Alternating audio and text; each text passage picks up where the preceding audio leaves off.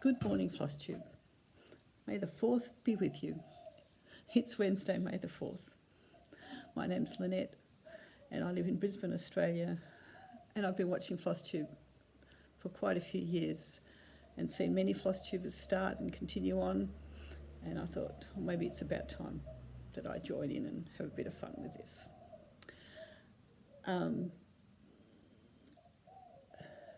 Brisbane at the moment is beautiful. There was an ad campaign a while back that used to say, Queensland, beautiful one day, perfect the next. Well, I'm going to tell you, it is not beautiful and perfect in the middle of summer. It is absolutely ghastly and humid. But this time of year, it is beautiful one day and perfect the next. So welcome to my little corner of the world here in Brisbane. I'm filming out on my back porch today. I belong to the Facebook group Magazine Monthly Challenge, and I have a lot of fun with this group. It's run by Carolyn Zook, who is just such a sweet lady, and her good friend Robin Hall.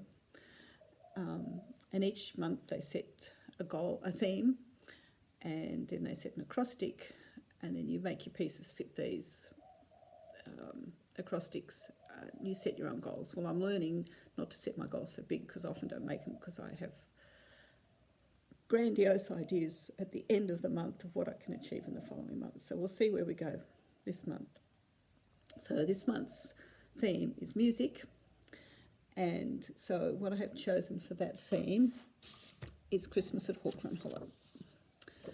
Now, I used to see these Hawk Run Hollow patterns at our craft fairs quite a number of years ago, and I wasn't doing a heap of cross stitch back then, but I used to always love them. Finally got round to buying two. I own Village at Hawk Run Hollow and the Christmas one, and I've started this one. So my goal that I've set for the theme for this month is to finish block one, because block one is I Hear the Bells on Christmas Day, which is a Christmas carol, and so that is music. So that's where I'm at with that one. And I did start this a while back. I haven't just started it in May, but I've started to work on it again. So we'll see how we go with that. And who knows what Flosstube will do to this next part of my cross-stitch journey. So that's that beautiful piece. It's also Mania. So I've never done Mania like the original Mania. I think when I discovered Mania, I was just starting to watch Flosstube and just could not believe how many whips people have. Well, you know what rabbit hole watching Flosstube has sent me down. So what I did a couple of years ago, I had an Afghan that I'd been trying to work on, and it had 26 shops on it, each one beginning with a different letter, like C for cross stitch shop and N for needlework shop and P for the potter shop and all that sort of thing. So what I did in May, each day in May, I started one of those blocks and got it underway, and then the following year I worked on them all a bit more, and then a couple of years ago, I think it was, when I actually just decided, let's just get this finished. So I finished it. So last year for Mania, I had this piece on the go. And I had started it for my husband, my wedding anniversary, because I still do. And so I'm going to actually rechart. I've started actually up here, and I'm going to put I still do up here, because I wanted it on the piece somewhere. So what I did last year was I started a different motif, and obviously didn't do it in each day in May because there's not that many started, but I decided this year for Mania I would finish the pieces I started, and then as the days goes on maybe I'll just start some more and work on it that way. So here it is here. It's on a grey, I think it's an 18 count Ada. It's done 1/1 with the called for DMC reds, so she's got a whole lot of different reds. So I finished this one and this one, which this actually took a lot longer than I thought, because I'd started bits of it and I think I'd sort of worked my way around so that the next day I could start this motif kind of thing. So day 4 and I've finished 2 motifs. So technically I should be working on this one today. This is A. And then there's some more, and then you can see this swirl here is here, so I'm still not at the bottom. So this one I might, when I get down here, I might work my way around that way a bit so I can start on some of these things, and I might start some of these letters, but I'll finish these ones that I started last year. Anyway, that's my plan for May, and that's also on my magazine monthly challenge, because the acrostic is sounds, and I think this is for the O because it's designed by X circles, and each circle's around like an O. So, you know, you can twist the prompts however creatively you can be. Now my channel is going to be called XStitchandHexagons, which is the name of my Etsy shop, because I do a bit of designing and I love English paper piecing, particularly hexagons. So I'll just show you a couple of pieces that I've got in my shop. One of them is a quilt, so you can't see the whole thing, but it's a lap-sized quilt. Now when you get any of my patterns that include hexagons, there's always a beginner's hexagon PDF in there, so that tells you how to make your hexagons and how to sew them together. So that one is I really love this pattern. This is the second one I've done, because the first one I did I had for sale in the quilt shop where I worked a number of years ago, and someone stole it. And so the owner of the shop said to me, well, I can't actually give you another quilt, but I can give you the fabric to make another one. And of course, all the fabrics were different and everything. So this is Lavender and Lace Hexagons Mark II.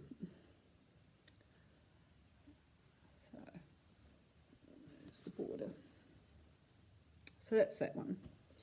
So some other things. So another one that's what I like to do is combine some of my hexagons and my cross stitch. So I have a series of these where the centre's cross stitch, and then I've appliqued a circle of hexagons around it. And this is actually a cushion, but what I do, because cushions take up a lot of room, after I photograph them for the pattern and everything, I take the stuffing out and I file them flat in my filing cabinet with the patterns. I think that's called Hanging Baskets Blue. And I've got a series. I've got a red one. I know there's a mauve one that I just need to stitch up. So that's just a bit of fun of combining my two loves. A couple of other patterns I've got in there is I've just got a couple of little pin cushion ones. This one says So Happy. This one's just like a little sampler ABC 1, 2, 3, 4. They're both in the same pattern, and again, I've got bits floating off the end here. They're actually pin cushions, so you do stuff them, but again, I've taken the stuffing out to store them in the files. And this one's a fairly recent one. Jacob of Modern Folk Embroidery started this black November, I think it was. So I thought, oh, I need to design something for that. Well, mine's not exactly black, it's a charcoal grey. But this I designed for that, and it says, Stars in Your Eyes.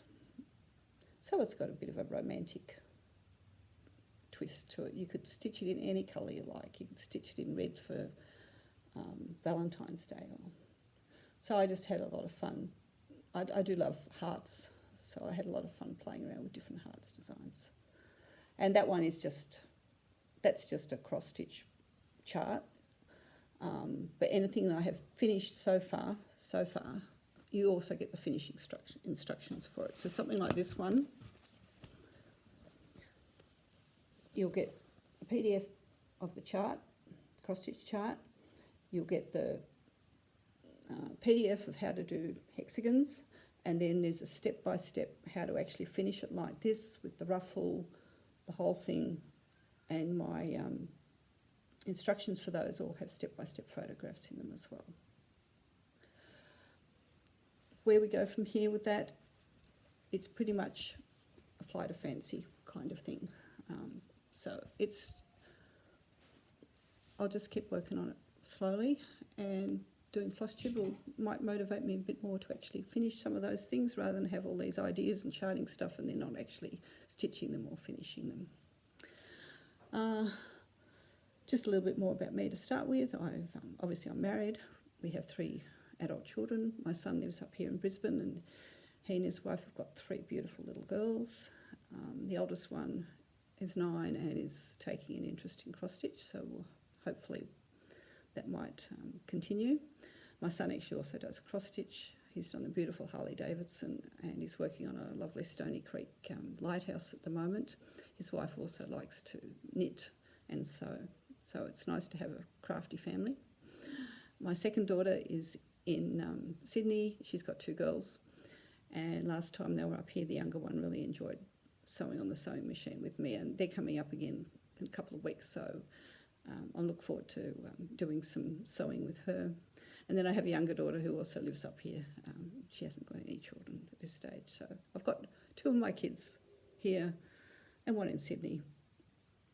So that's lovely. I think that's probably all I want to say for today. As you'll find many floss tubers tell you, it takes a lot of prep to put one of these together, and I haven't even got to the uploading of a video yet, so we will see how that goes. So for today we'll just call it finished at this point, and if all goes well, it'll be fun to do some more. So thank you for watching. Bye.